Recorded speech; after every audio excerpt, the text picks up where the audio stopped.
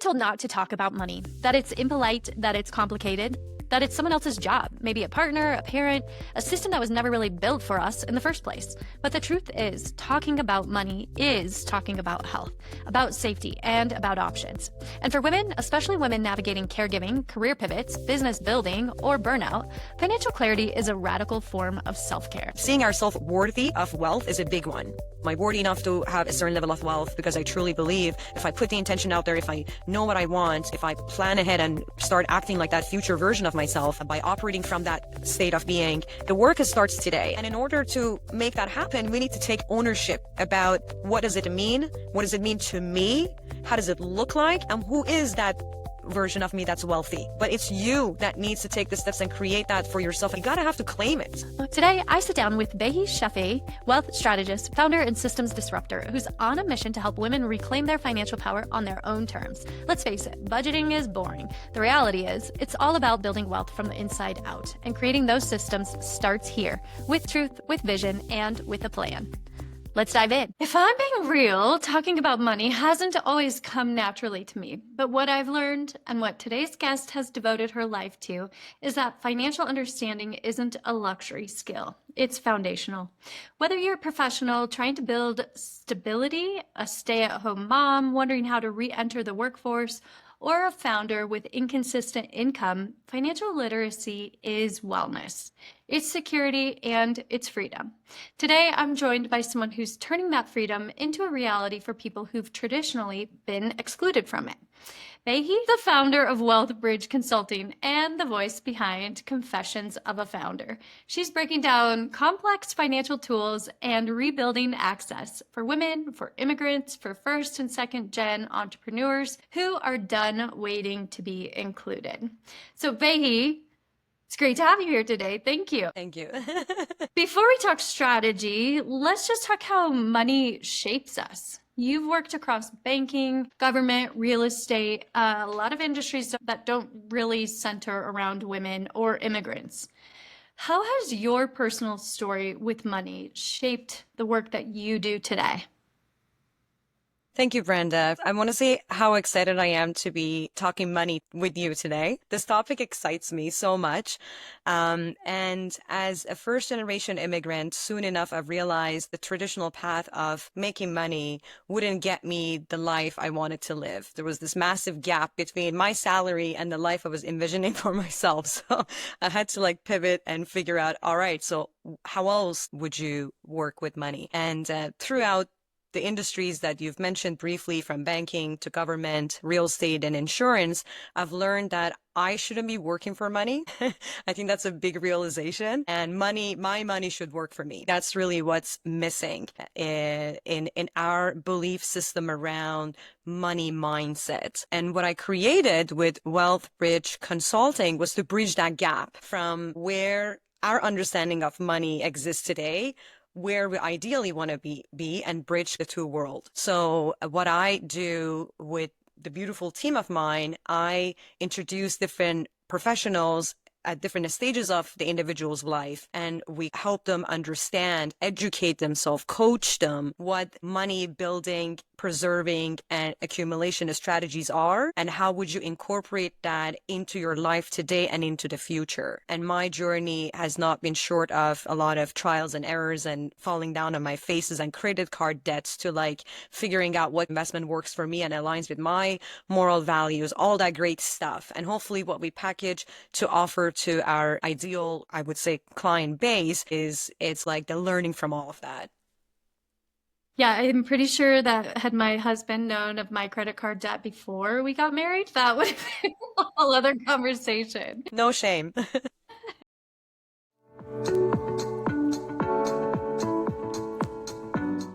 But at a high level, what do you think is missing at the most basic fundamental level of understanding money, especially for women? The financial services industries were designed without having us in mind. So if you look at the history of banking, governance, insurance. They were a bunch of creative minds trying to figure out how to operate and how to build wealth. And they were all men historically. And women, our role was always to stay home and take care of the family. And it wasn't like we were educated on those options on how money even works. So if you look at the history of wealth management and the overall financial system, we were never part of that system. That is the problem. The second problem with that is when you're not included in a system when it's being designed, then you're missing out, and the education that comes with it is completely exclusive to a fabulous few, or only to a few who have access and exclusivity. So really, education, which is the core of making the right or smart money decisions, was completely missing from our communities. If you take it a layer deeper and you talk about now immigrants are leaving a homeland and calling a country their new home, and now they're being excluded and they don't know the rules of the playbook to play it properly to be able to have that exclusivity and access. But really the core problem is the systems weren't designed with us in mind. We were not part of that education. Men also had to go figure out what works, what doesn't work. Like the entire banking and the insurance sector, they don't operate together, they're operating separately. And it's just fascinating how they were also figuring ways where they can protect more of what they make, and then government in between. So yeah, not having us included is one of the big challenges. Most definitely. So many systems have been designed without women in mind. I mean, I saw a post today from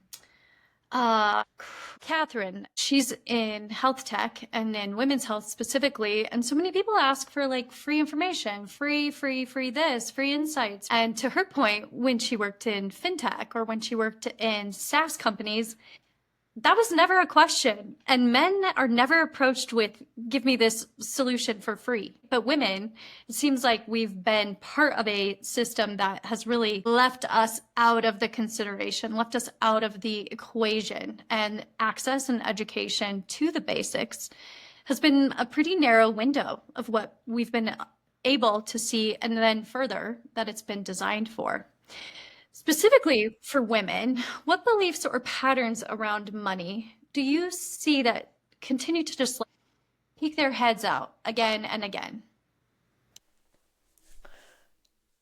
That's a very big question. But one of the main barriers is our self-worth, which is something I struggled with when I was trying to pivot my way from a salary job to business ownership world. It was like, what is my earning potential?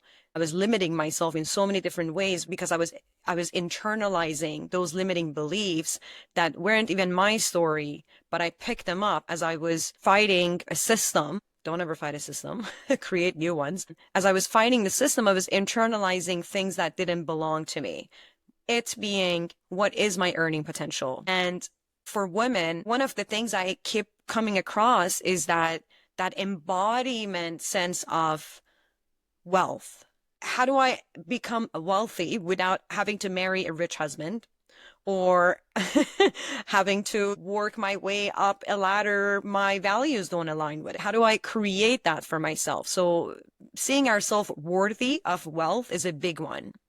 And I had to learn that through my own journey of becoming. And the mindset work is a big piece of that work to enable you to tap into your pure consciousness and unlimited possibilities of what you could do. And obviously part of it is education. Once you overcome the mental barriers of, am I worthy enough to have a certain level of wealth? Now you're gonna have to go educate yourself and overcome the systematic barriers, the systematic access barriers to those opportunities. It's just like one battle after another. I love what you said in terms of creating new systems. The mindset of all of that is key to being able to create those new systems. Intuitively, we know this. We know that we are worth it. We have the capability. We have the same access to opportunities. And again, that's probably a very big generalized statement because that's maybe not the truth for everyone.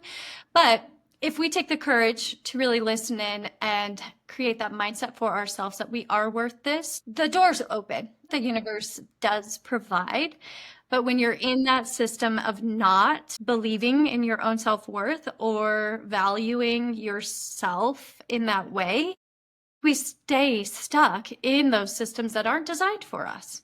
Yeah, it does really feel like we're stuck. And then you start questioning yourself. You start wondering if you're good enough. If we can get out of our own ways, when it comes to anything in life, we can tap into that possibility that you talked about. And yes, ask. I don't know when was the last time I asked and I didn't receive, because I truly believe if I put the intention out there, if I know what I want, if I plan ahead and start acting like that future version of myself, then I'm going to start attracting and manifesting and really being surrounded by the things that are enablers to that future version of myself. There's a lot of talks about that these days, like Dr. Joe Dispenza talks about it in terms of healing ourselves. Benjamin Hardy talks about it around 10xing your outcome by operating from that state of being.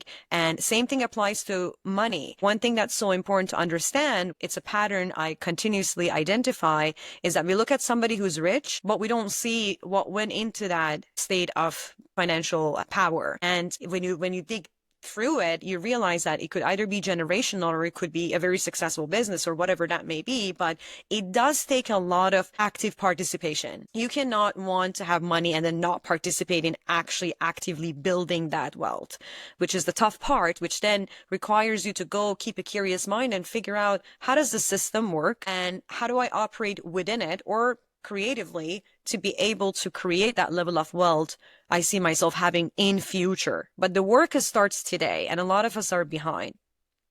We might also look at someone who we perceive to be wealthy or rich, and we may really not have a clue about what their debt situation looks like. You can't compare because you have no idea about somebody else's journey or the effort or work they've put into their financial situation, but you can set it up for yourself.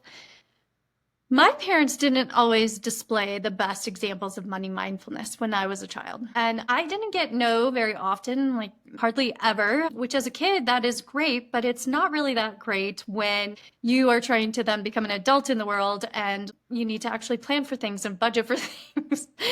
And in hindsight, they did everything possible to make sure I had a great life and my siblings had a great life. But when my dad died, he literally had nothing to show for his life and for a long career.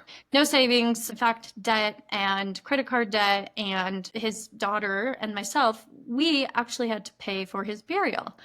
My mom has made major improvements, but when I was a child, when learning those money habits, I didn't really see that. And we definitely didn't talk about it. Like they say, don't talk about money, sex, or religion. But the truth for them is that they were living much more paycheck to paycheck than I was aware of at the time. Mm-hmm. What does it look like to really take control of your own money, even if you feel behind or overwhelmed? What is one simple system or habit that someone could put into place today, this week, to get a clear picture of their money?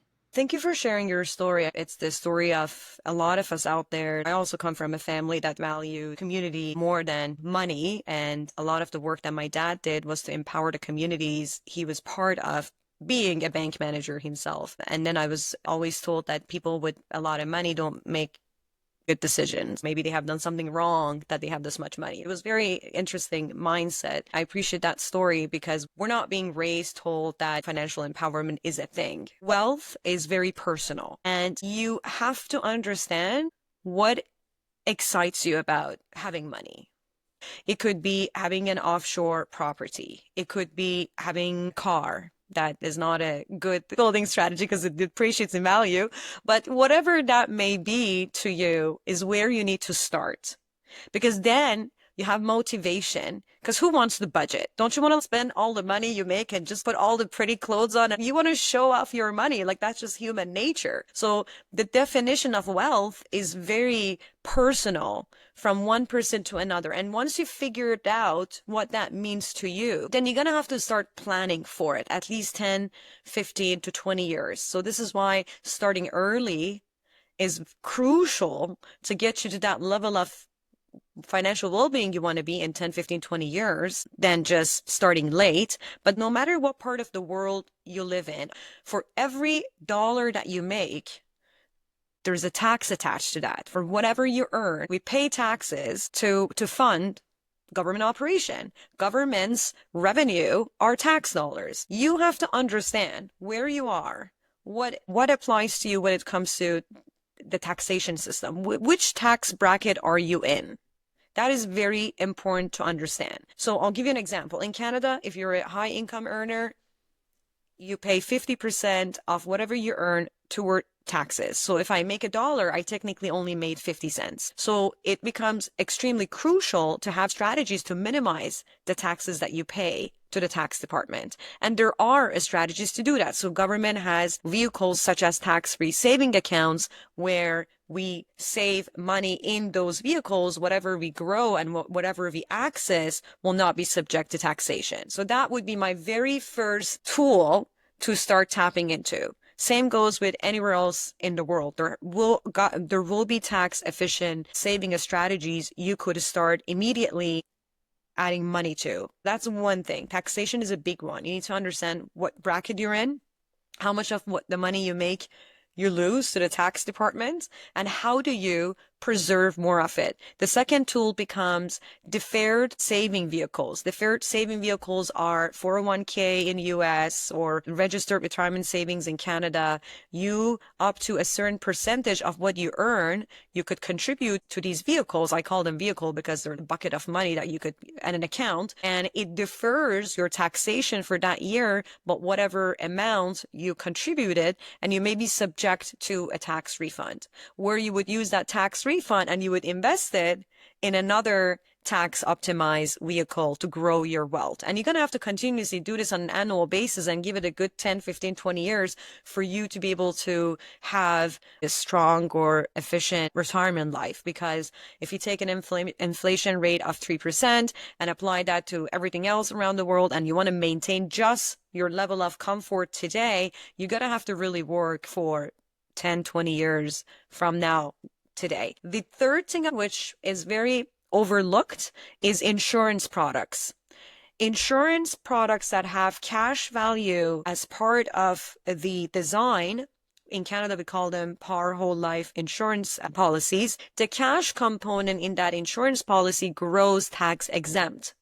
That is key. And again, the design really depends on how much can you contribute on an annual basis. It gives you a life insurance. It also gives you an investment portion, and how much you can contribute depends on your cash flow. Obviously, that's why there has to be a bit of an assessment done. And you want to be able to do that for a good, again, 10, 15 to 20 years. And then later on, that cash portion hopefully grew anywhere between 6 to 8%. The good reputable insurance companies have historical record of good investment. So whatever they invest your cash in will give you good returns. And then in the future, that cash portion that grew annually and compounded can be available to you without it triggering a tax event. It can be available to you in a form of a loan, which would be a lot cheaper than if you were to pay yourself an income and pay an income tax. So those were the three things that I would encourage anybody to start exploring around them as business owners and see, based on their cash flow, what can go toward each of these three vehicles. That's great. So know your tax, deferred savings vehicles like 401ks, and then insurance products that grow tax-free, but then can serve as a loan. Yes, with cash component, not just any life insurance. The life insurances that have cash components to them. Scott Galloway might speak to that. Yeah, he does. Yeah, he speaks a lot to how the wealthy get wealthier. And that's definitely one of his strategies.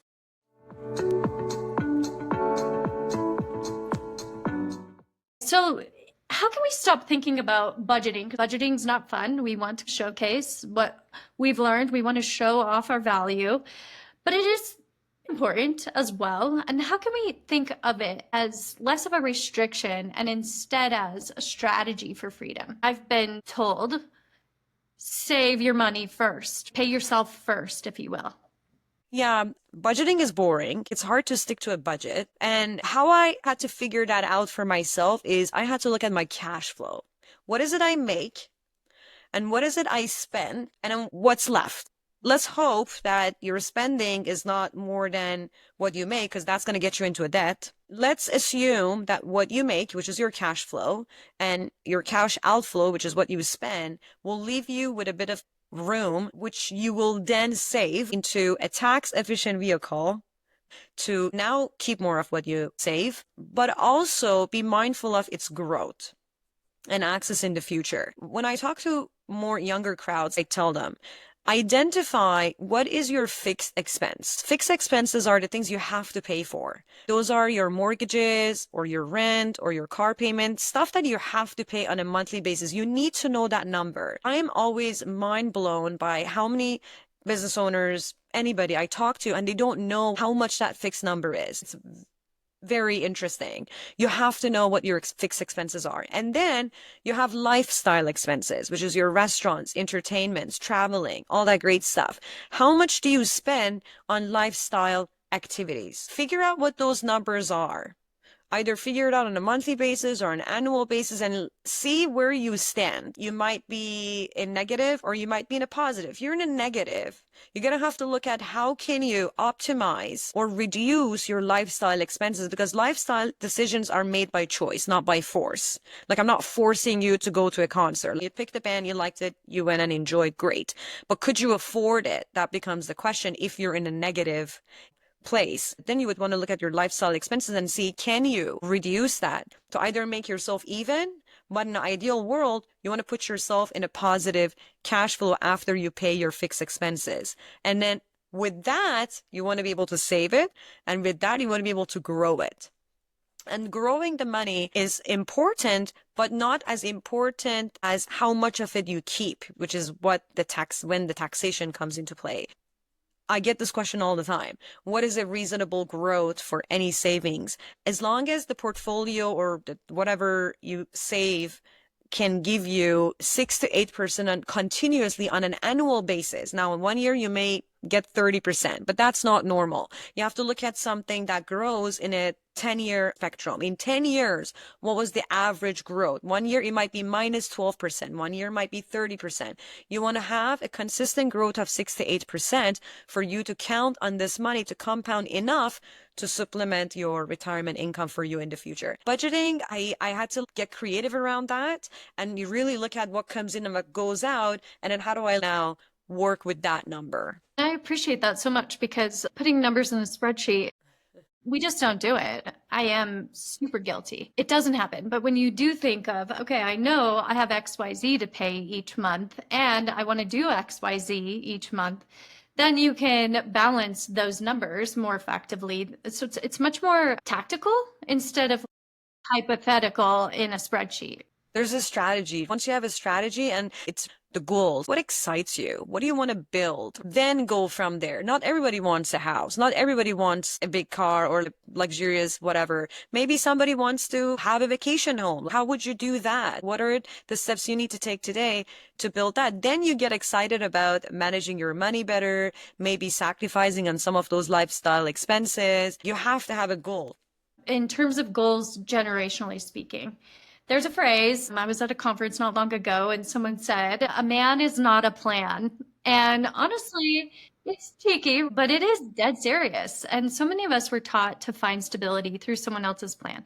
And you mentioned it earlier. It's not an effective strategy to decide that you're just going to marry someone rich. Sure, if some folks are out there wanting to do that, that is fine, to each their own. But when you have your own plan, especially at different points in your life, then you have control over your own money and your own wealth and your own journey. So for younger women starting their career, maybe even in their teen years to their early 20s, before the big job, the relationship, or definitely before kids, what is a small move that can help them get set up to build real financial agency? Thank you for saying to each their own, because everyone lives their life once and they would live it however shape and form they think is happy and right for them. We're not here to say what's right or what's wrong. We're here to say all of these are available, and what resonates with you, what works for you, then you act on that.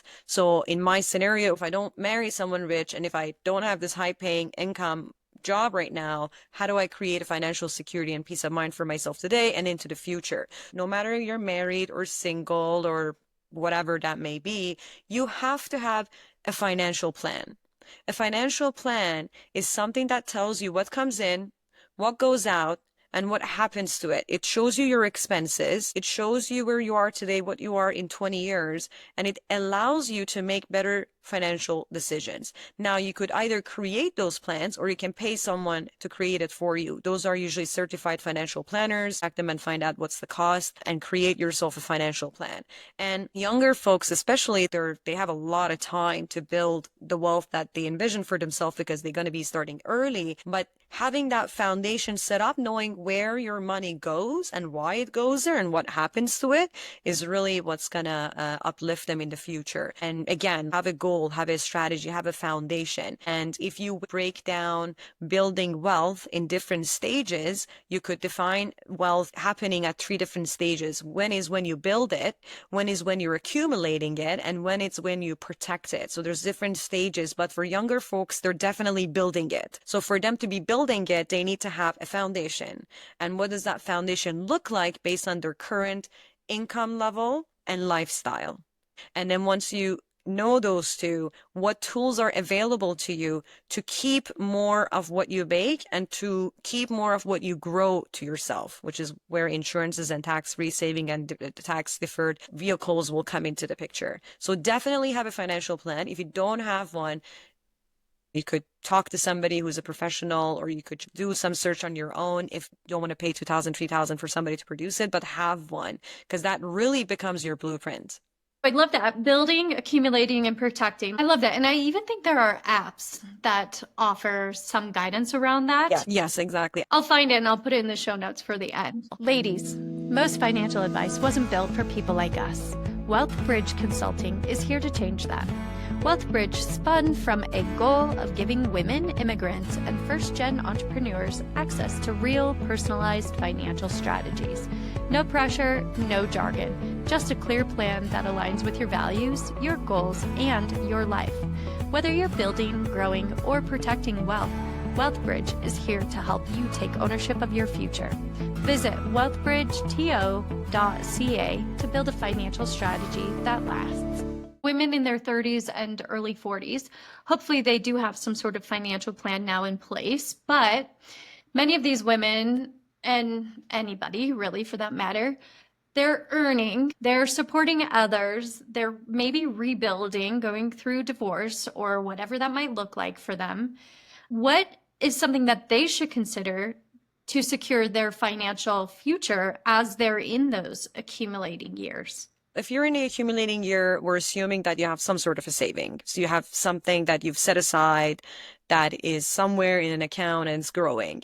So a couple of things you need to be very mindful of. And the reason I say this is because I see it a lot. I see a lot of the business owners or entrepreneurs, they're not actively engaged in the growth of their money. What does that mean? They don't have a relationship with their advisor. The money is just in an account. They don't know. Usually when I ask them what was the investment growth last year, they don't have an answer to that. So that's very dangerous because you need to continuously be aware of where your money is invested, how much your money is growing on a quarterly basis, and then on an annual basis to know if that was the right investment for you to be in. And the reason I say this is because oftentimes, at least I know in Canada, I'm sure it's the case with US, if you have less than $250,000 or sometimes, depending on the firm you work with, under $500,000, nobody is actively looking at that money. Whether that's still a good investment or not, God knows. You have to take active participation in managing your own money, even though someone else is managing it for you, either it's a bank or an institution, whatever that may be. You need to know what the growth has been on a quarterly and an annual basis. So if it's not something that is growing, like I said, 6 to 8% continuously, you need to then shop around and find out where else can I move this money for it to be growing safely and securely. And through those conversations, we've identified a lot of accounts just sitting somewhere where people actually lost money on them, thinking, oh, this is my retirement fund, but then, oh my God, how come it never moved? And it happens more than you think. It's something that should not be happening, but unfortunately it does. So be aware of where that money is invested, what the growth has been, make an active decision whether you still want it to be there or not, and you can move around. If you're not happy with the answer the advisor is giving you, it's your money. Talk to people, interview different advisors, understand how you gotta have to take ownership in that. The second thing that I see often is that I asked about, has there been any risk mitigation strategies incorporated in those years? If they're taking care of a family, or if they're, let's say, single mother and they have a child and then they're the only source of income in the household for themselves and the child, we don't see risk mitigation strategies included. What does that mean? Do you have a critical illness disability? Because they can be too expensive to purchase. You could shop around and figure out what kind of diseases are covered.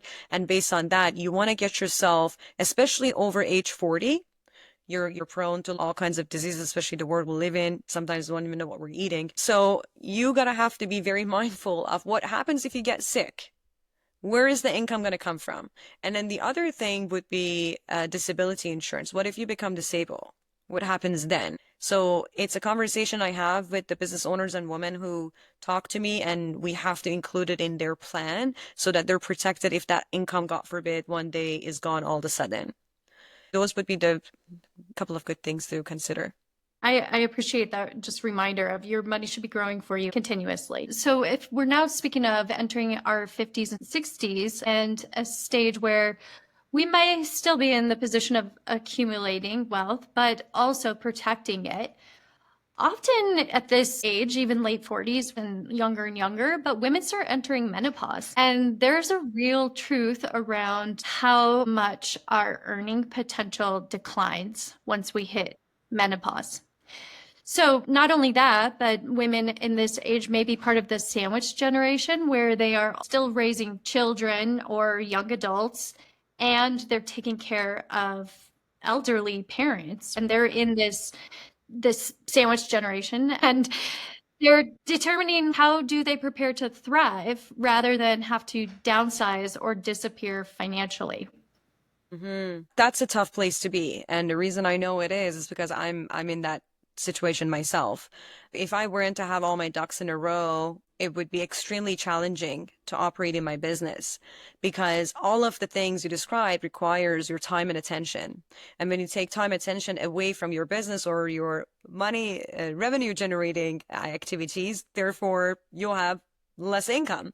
And for women, we have different milestones. We have giving birth to a child or menopause or taking care of an elder. We always play the caregiver role and the mother, the leader, like we're very hands-on when it comes to providing care. And again, with all those types of risk mitigation strategies I explained earlier, those would be the things you want to think about way before you get into that state of life, so that God forbid something happens, you become ill or you lose an income or anything due to any of those conditions. It didn't cost you so much at the time when you were younger to get it, but now you can take advantage of that. The other one that I was mentioning earlier, the life insurance with the cash component attached to it, is also another great tool that can supplement your income for you when you're actually not making at a level that you want to be making, like when you're not at your peak earning years. And again, that requires a bit of a 10-year advanced planning for, but that is a beautiful tool to supplement your income in retirement or in times you have to be providing care. It all comes down to,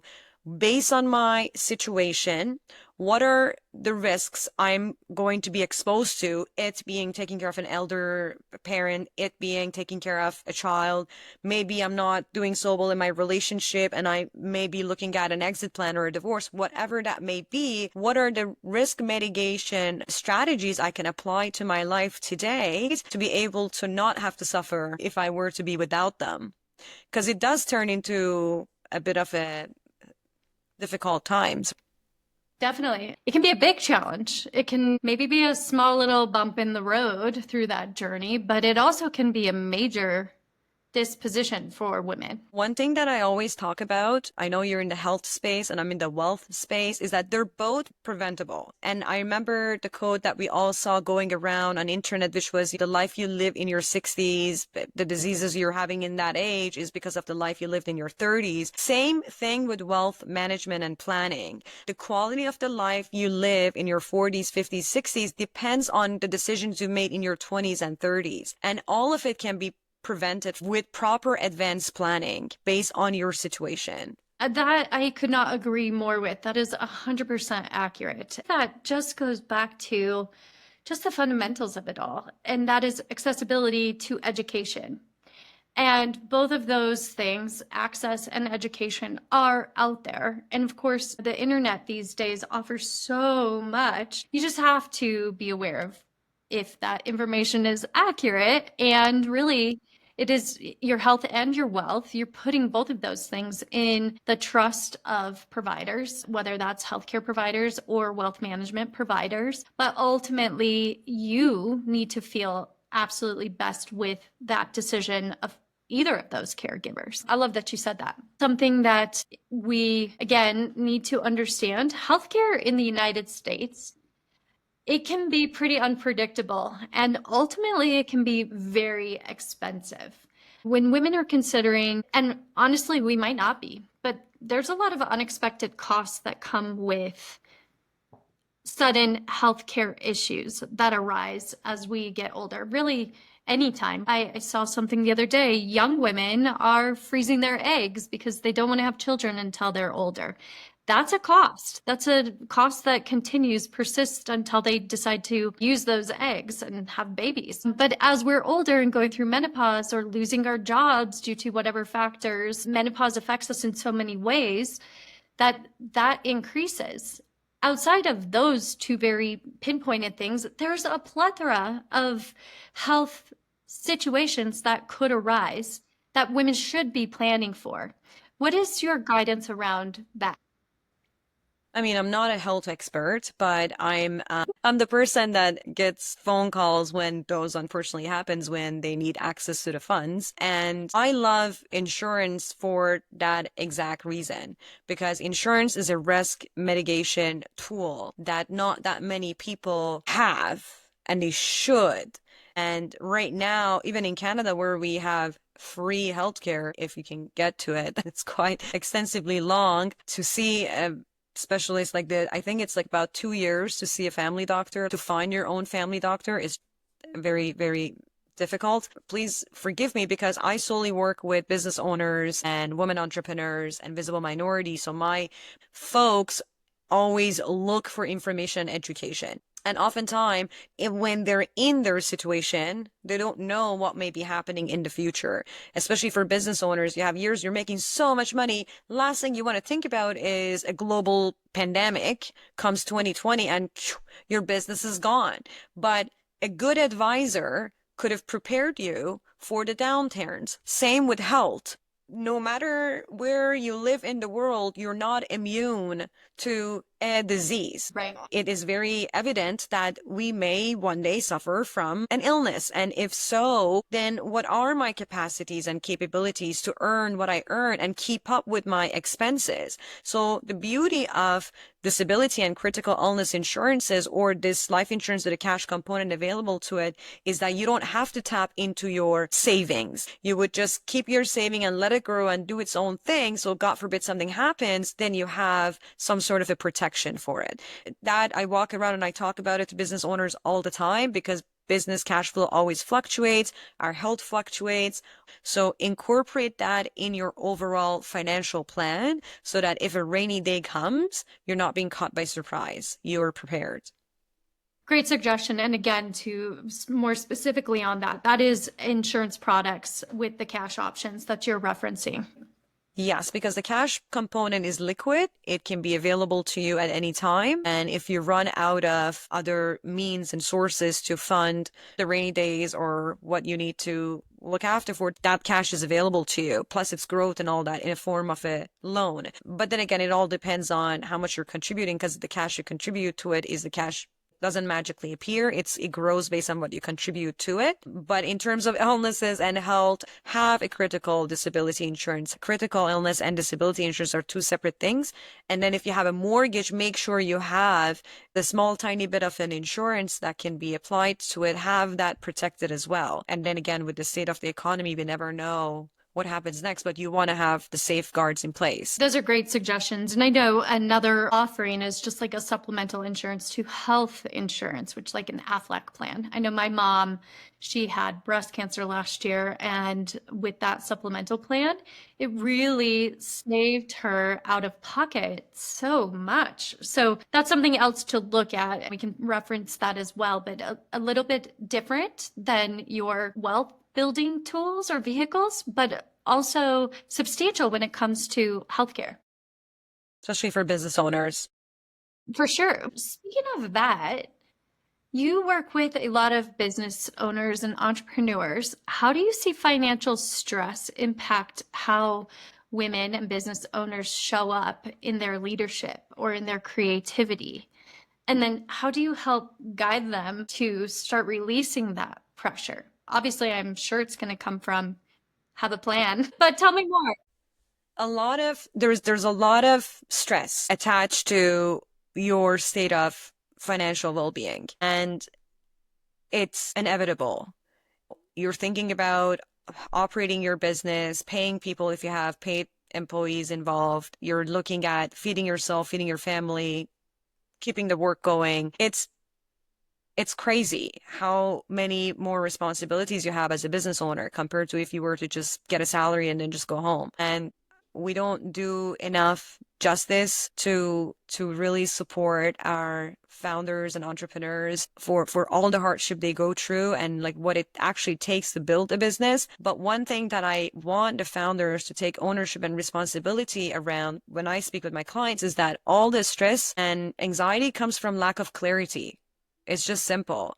So if you have a clear financial plan, when you know where you're at, where you need to go, then you just make the right decisions when the time comes. So you have to give yourself a plan, a clarity, and a blueprint to be able to reduce the stress, give yourself more peace of mind, yourself and your families and your business.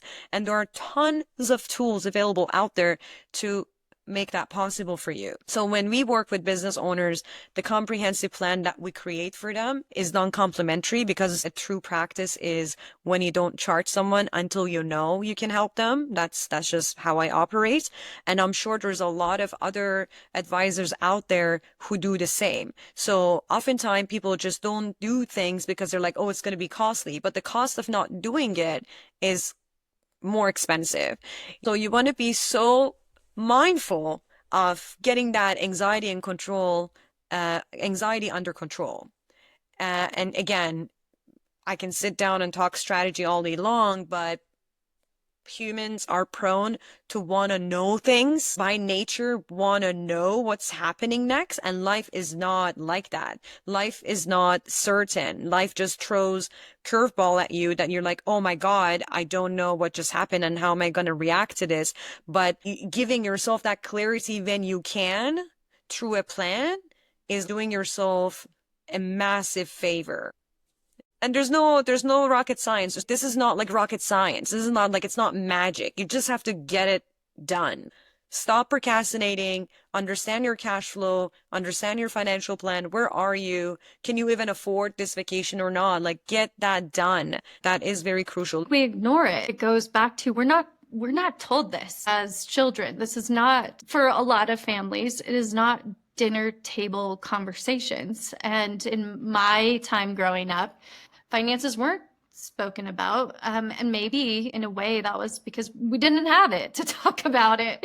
And now I've got a 15-year-old myself. And so trying to help him see that the latest Subaru WRX is not a great strategy of how to save his money and spend his money. It's a hurdle, but having those conversations and making it make sense, because it's got to make sense. That's where what you're saying really resonates is you've got to have a plan. And what does that look like for you? Start there, but you've got to start somewhere. And that might look different for everybody, but you've got to define it. You mentioned Joe Dispenza. He's got a section in his book, Becoming Supernatural, on manifesting. And so you can apply that as well to your wealth strategy. 110,000%. The reason I am where I am today, not that I'm where I want to be, but I am here today and I'm grateful for it is because I kept an open mind. I was continuously curious about doing things better and doing things that actually make sense. And I had to open my heart and mind to it for it to come to me. And I was not shy to ask questions. Ask the questions from the top in the world that you know and ask them what their fees are. You may get a $10,000, $15,000 code. That's okay. Walk away.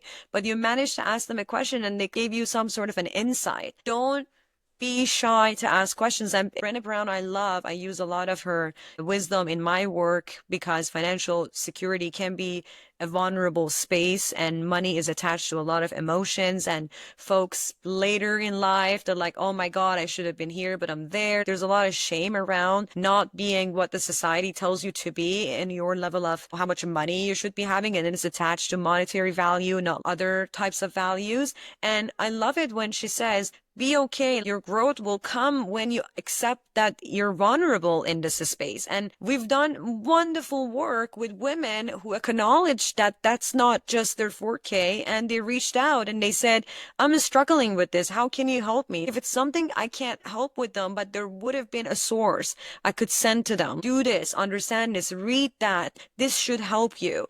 And then they got so much better and they grew from that vulnerability to say, I got this now and this is the next thing I want to work on. Oh, that's beautiful. I practice yoga. And so these last 7 months, I've been in an intensive course for my 300-hour yoga teacher training. And we study the sutras of Patanjali a lot. Are you familiar? Yes, yes. And man, it's been like a mind battle because so much to achieving enlightenment is letting that shit go. And we tie so much of everything to us, our stories, our wishes, our desires. But we forget to just accept the journey. We are right where we need to be, and being vulnerable, asking for help, being open to, we don't have our shit all together. And that's And okay. you shouldn't. And you shouldn't. It would get so boring if you had everything under control, because what ends up happening is you're like, okay, what bad thing can go wrong? What can go wrong next? So I love what you just said. And there is a couple of books that got me through different phases of my life from where I was to where I am today. The big one is The Voice of Knowledge. And oh my God, the shit we tell ourselves that are someone else's story, they're not even ours. Let that go, because you just come to the world and you just start as an infant. You're like, all right, where am I? Depending on which house you end up being in, you hear different things and you just start living your life based on those stories you told and you internalize and you believed in. And then one day you're in college or you're in your 30s or you're in the middle of a divorce or midlife crisis. You're like, none of this is even me. What was I doing? As if you never lived your true self. You just operated on someone else's agenda. Same thing goes with anything else in life. The financial services, just like go to work. The industrial era is when you trade your time for money. That is back in the days. That's not a digital era that we live in right now. You gotta have to stop working for money and get the money work for you. I can go deep in that, but there are so many good books out there that's gonna help us come out of this victim mindset, or this is the story I was told, or this was the house I was in, or I was told this is bad to ask. Normalize asking business owners around you how much money they make. I love that.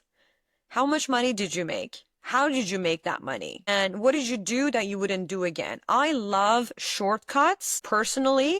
Man, and so many people have failed, like we have failed. Thousands of times. Yeah. If you have to go do it and then fall on your face, that's okay too, because you cannot force someone's growth. But what you could do is do what's right and best for you and accept that. Oh, so true. So true. That's just it, is acceptance. And we're each on our own journeys to that realization, to that enlightenment, to that financial wealth and independence, freedom, whatever that key goal at the end of the road looks like. It's all process. It's this process and road you're on is all part of it. It's not just the end goal. So we have to live in the present without those stories, without the woe is me, without the victimization, and really just Lean in and be present. What do a digital psychiatrist, an AI health coach, and a public health game changer have in common? They're not sci-fi, they're real, and they're redefining care for women today. On Redefine Her, we sit down with the innovators behind Talkiatry, Wave, Joylux, and many more, founders who are flipping the script on women's health with heart, grit, and bold ideas. If you're into big conversations and even bigger missions, hit like, subscribe, and leave a review. Even if it's a love letter or a strongly worded rant, seriously, we read them all. Find Redefine Her wherever you get your podcasts and come help us rebuild this industry from the inside out. Thanks for listening. Let's keep redefining her. As you work with women, business owners, entrepreneurs, a lot of folks are juggling inconsistent income. Maybe they have a consulting business or a creative hustle or some sort of side hustle that is a constant for them, freelance work, and maybe they're in a full-time job. How should we think about stability when there's maybe not a paycheck? What would you say to someone who's in that position, but they have a plan?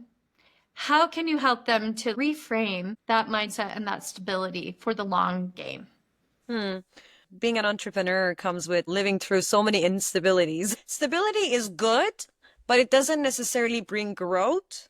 But having it as a goal is a great goal for a short period of time, which you will hopefully want to build toward. Nothing happens without you building the foundation. So I went through different phases of my career or my business where I was in real estate, investments, asset management, all that great stuff. Market was amazing. And all of a sudden, it fell down. It was just like nothing. There was just no transaction. That's it. Everybody is waiting and sitting. Interest rates were high. Things were crazy. Whoever you talk to is just waiting. And if it wasn't for that borrow life policy cash component I had, I wouldn't be able to get through my 2023. And this is a very recent example. This is 2 years ago, which we had this massive real estate crash around North America.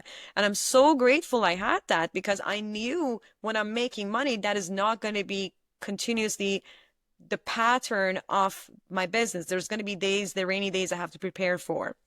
The conversations we're having are folks that make anywhere between $500,000 to say $5 million or whatever. And during that stage of growth is when we help them to prepare for the days that that idea may fail or that cash flow may disappear. Right now, if you look at what's happening around us, a lot of businesses are being replaced by AI. Yes. Are you taking proactive action right now? Because one thing I know for sure is the money you make today is not going to be the same in the next year or two, maybe faster, depending on which industry you're in. Marketing folks are being severely impacted. How are you planning to either keep up with the growth? Or if not, what is your alternative solution here? So these conversations need to happen for solutions to come to the table or for you to start talking to folks who can help you get through the phase to hopefully get to that level of stability you want to get to. What I'm saying is it's hard to feel stable as an entrepreneur, but you can plan. Right. And that's totally fair. And you bring up such a great point because AI is impacting every industry. It's not just marketing. It's tech, it's fintech, it's healthcare, it's wealth management. I mean, the AI that is coming in full force at Mach speed is going to change things dramatically, which actually, can you speak to crypto at all? And how do you feel about a cryptocurrency as part of a wealth management plan? Yeah, there's a lot of different opinions around incorporating digital currencies as part of your portfolio. So in Canada, we have a couple of major providers that have that part of their investment portfolio, which is as a result of a lot of customers or clients were asking for it. Can you incorporate? I don't want to be very so much risking that I may lose all my money, but I want some part of my portfolio to be affiliated with digital currency and the growth that it's experiencing. So we have started incorporating them, and I know it's very common across investment management around the globe. It wasn't the case, but it's been 2 or 3 years, at least in Canada, that started becoming part of clients' portfolios. And in terms of digital currency itself, I just look at it as an amazing technology. And from my conversations with folks that are very much invested in this space, it's Internet, when you look into 90s, you could not even imagine this would be a thing one day. And same thing with AI, same thing with decentralized banking. What crypto is doing is it's actually giving the consumer the power of protecting their money and their privacy, and without it going through all these channels of some outdated banking strategies and systems. In Canada, our banking power is quite limited as an individual, and it's really changing all of that. So what the bank has started doing was to incorporate some of that to keep their clients happy that, hey, we're now incorporating a bit of digital currency into your portfolio, would you be interested in it or not? So the demand has, in Canada at least, grew for it tremendously, and people are starting to look at it differently. And the problem we had with crypto was that some people, for some wrong reason, got involved in it, and money started disappearing over time. Like there's a documentary on it on Netflix. I was mind blown by how much money these two young couple actually could grab. And then people start thinking, is this even something that is going to hold or not? And one thing I'll tell you, Brenda, when it comes to building wealth, people love things that are tangible. That's why older folks like cash. They like cash. They like the feeling of cash. They like real estate. I'm in it. I'm in it. I'm in real estate. So with digital currency, it's a number and it's just going up. They can't wrap their head around it, but it's happening. We're moving toward a decentralized banking system.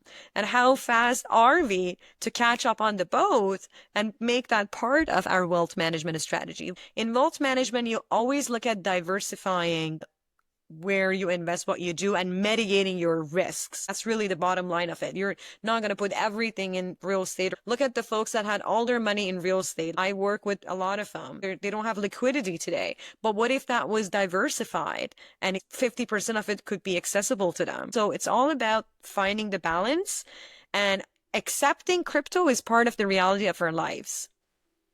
And then staying in touch with your money. Is that working for you? Even if you can't see what crypto is doing or you can't touch and feel it, you've got to know what it actually is doing, how it is performing.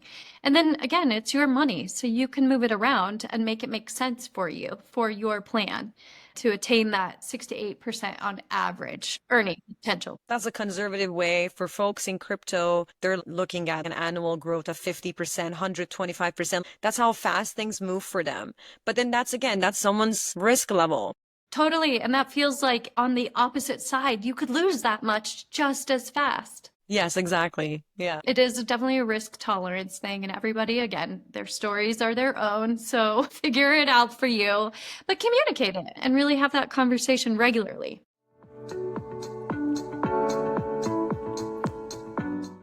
Behi, what I've loved about your journey is that you didn't just succeed within the system. You questioned it. You hit the top 1% in sales nationally, but instead of just staying in that transactional lane, you really flipped the model and you chose education over ego and strategy over sales. And that shift matters because when we talk about money, especially as women, it's rarely just about dollars and cents. It's cumulative. It's about our health. It's about safety, and it's about having those options.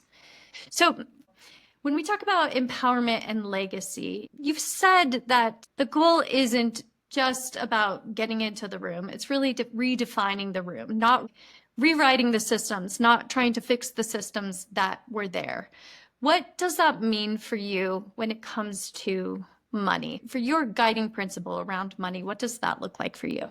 First of all, thank you for saying that, because, sometimes you're busy doing what you're doing and you're like, can someone else see what I'm trying to do here? So thank you for acknowledging that. It means so much to me. And the reason I pivoted and I did the work I'm doing today is because when I was part of any of those places or tables, conversations, banking, government, real estate transactions, insurance sales, I've realized that oftentimes a holistic approach was missing. Everybody is working in silos, selling their own products, doing their own thing, giving the client their own way of thinking. And it wasn't considering all other aspects of that individual's life. So as a first generation immigrant, I come here, I need to learn the rules, I need to play within the rules to be successful. And my definition of success had to look like what they define is success to the majority. So I followed it. I studied psychology, then I did my master in public policy and law, landed a job in government, while I realized, oh my God, this is not what I thought it was. And then all those shifts and awakening had to happen over a course of a good 15, 16 years until I had to say, enough is enough. I need to create a table that includes me and people who look like me. And I want a system that's inclusive and it speaks to all aspects of your financial well-being. It's being taxes, investments, estate planning, all the work that we do, business structure, call it. And I realized that you cannot be the master of all because then you're a master of none. What you need, and I'm speaking to the individual, you need a good team that supports you and cheers you up and uplifts you, that helps you understand why you're making the decisions you're making. It's so important to understand the whys, because oftentimes when I was having conversations before establishing my firm was that, do you know why you have this investment account? No, my advisor did this, or my friend told me to work with this person. No sense of ownership. It's that person's money, but the sense of ownership was completely missing. You're at the mercy of an advisor who's a friend of a friend who you don't know, but you just trust it, and your future depends on it. That was wrong. And it happened more than just one conversation. It happened repeatedly, especially with women, first generation, second generation immigrants, where they were not educated or included in those conversations and just they trusted the system. So thank you for acknowledging that, because it's so important to start doing things differently. To me, money is abundant. There's no limit to how much you can make and how much you can invest and how much you can protect. It is all about understanding that it exists and it belongs to all of us. So we have to start understanding that wealth should be distributed equally. And in order to make that happen, we need to take ownership about what does it mean? What does it mean to me? How does it look like? And who is that version of me that's wealthy? And what it does is it gives you options. It gives you freedom. You can decide where you want to be, how you want to show up, who you want to hang out with. It gives you all of that power. And that's where the empowerment comes from. But it's you that needs to take the steps and create that for yourself and your family and for your loved one. And you gotta have to claim it.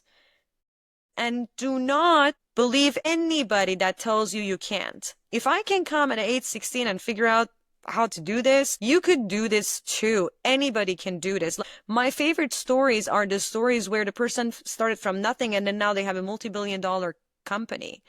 So it's possible. It's just a matter of believing it and wanting it. And again, the systems can be limiting, and try to be creative and find others who are doing things differently. Find the people who do things differently.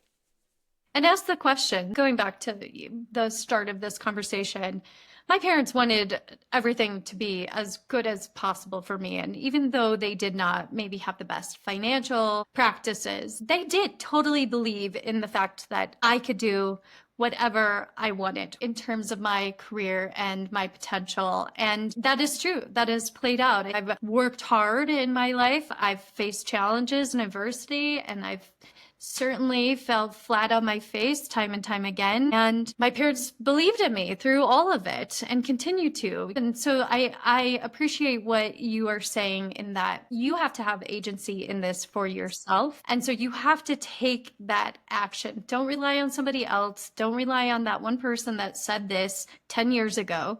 Because all of this changes and we evolve as humans. And if we're not evolving, if we're not staying on top of it, then we're not protecting our future opportunity to have those options.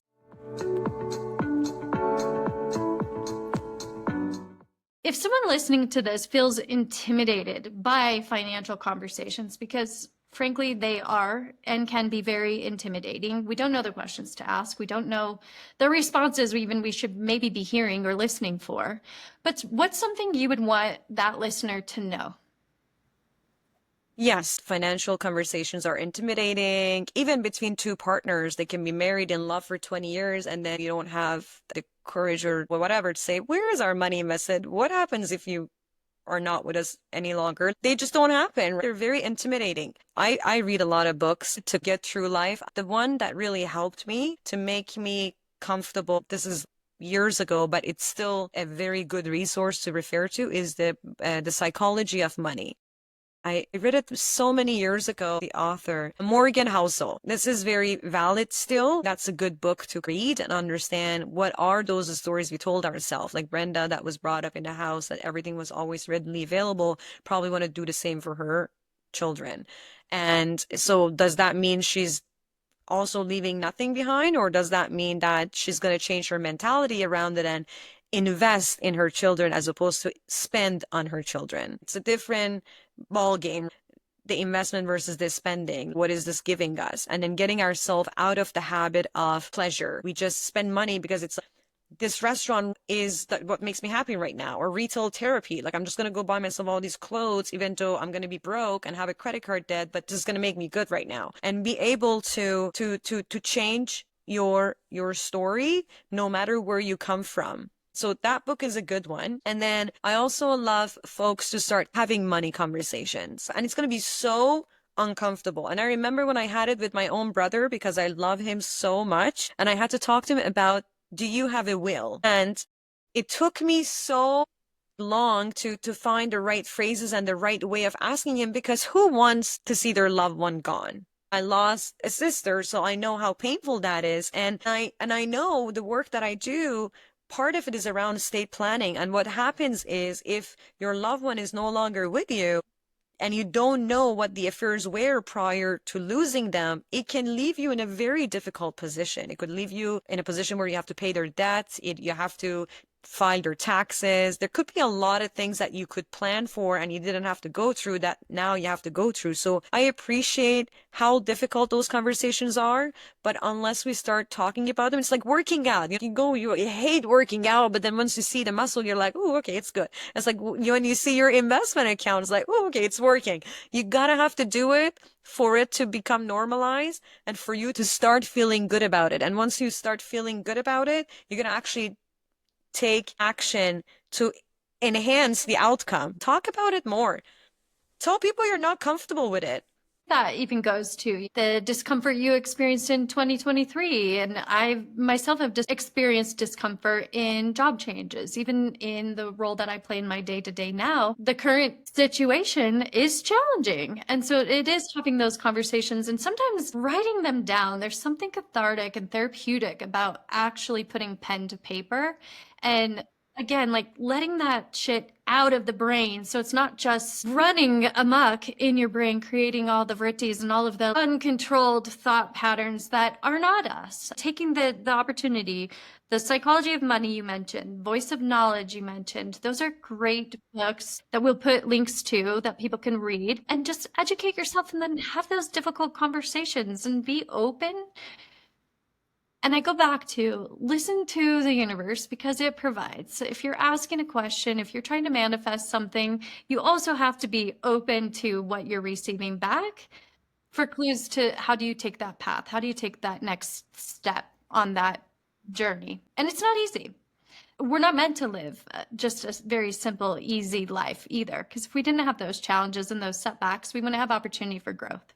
Yeah, growth doesn't come from comfort. It comes from challenging ourselves and growing continuously. If we're including books, I would say two other books that really helped me. One was Be Your Future Self by Benjamin Hardy. I loved it. And what he talks about can be applied to anywhere in that we are in life. Like, where are you now? Where do you want to be? What are the steps you need to take 6 months, 12 months, 1 year, 2 year, whatever, to get to that future version of yourself? And the other book that I recently discovered is Dialed In by Dr. Donna Sinclair. She's a performance psychologist. She talks about the little practical tips you can incorporate to enhance your performance immediately. And she worked with NHL and NBA players and very high performer individuals. So she gives examples of how she helped them overcome their mental barriers so that they can actually go get what they're meant to do or get. It's so important. And I go back to the example of shortcuts. I love shortcuts, and the best way to take shortcuts, good ones, are to learn from the best in class and to learn from people who've done it, been there, done that. Ask questions and then be open to receive. And if it doesn't resonate with you, all good. Move on to the next one.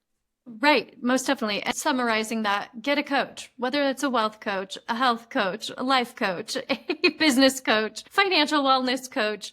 Get the books. They are Get the coaches. books. They are our gurus. They are the teachers that are there for us to help us get through these mind battles that we experience and through the stories that we tell ourselves, because it can be different for us. Yeah.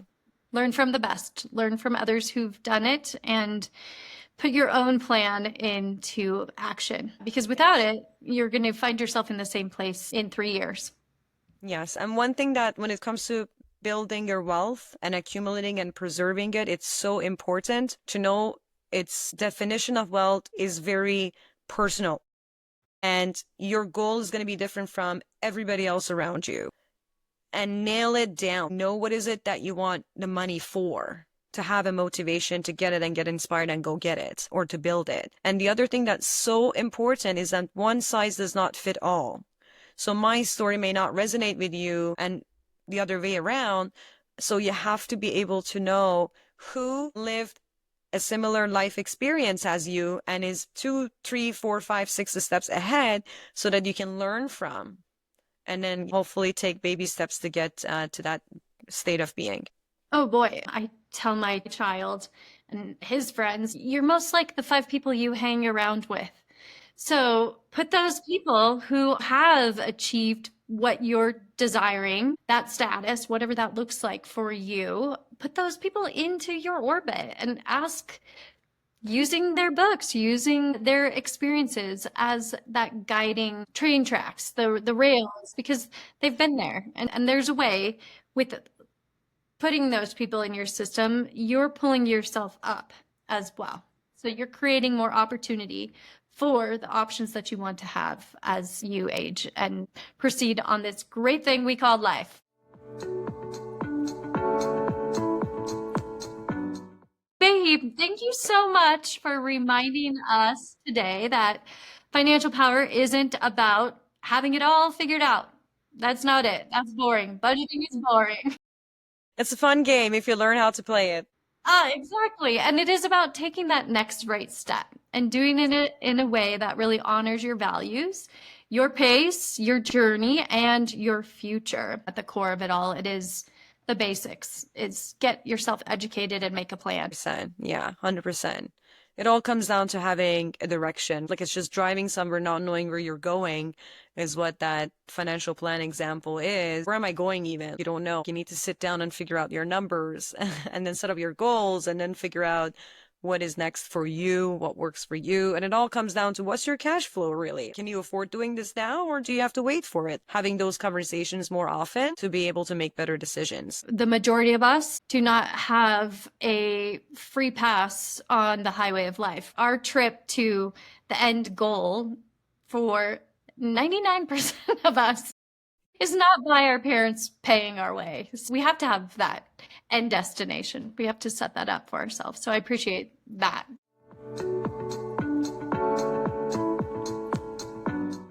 Where can our listeners go to learn more about Wealth Bridge Consulting and the services you offer?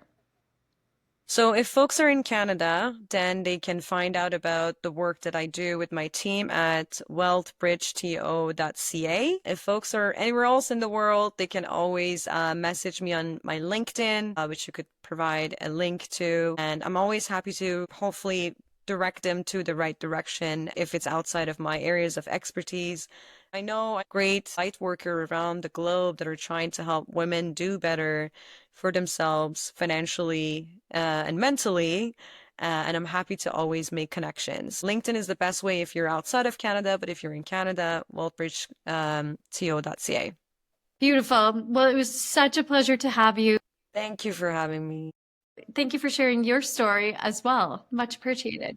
Thank you. This was an honor, and thanks for your time. This means a lot. Thank you. Same to me.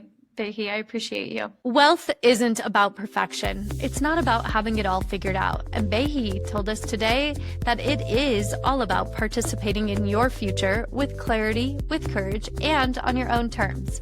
Whether you're just starting out, rebuilding after a setback, or preparing for the next big chapter, your financial story is still being written, and you get to hold the pen.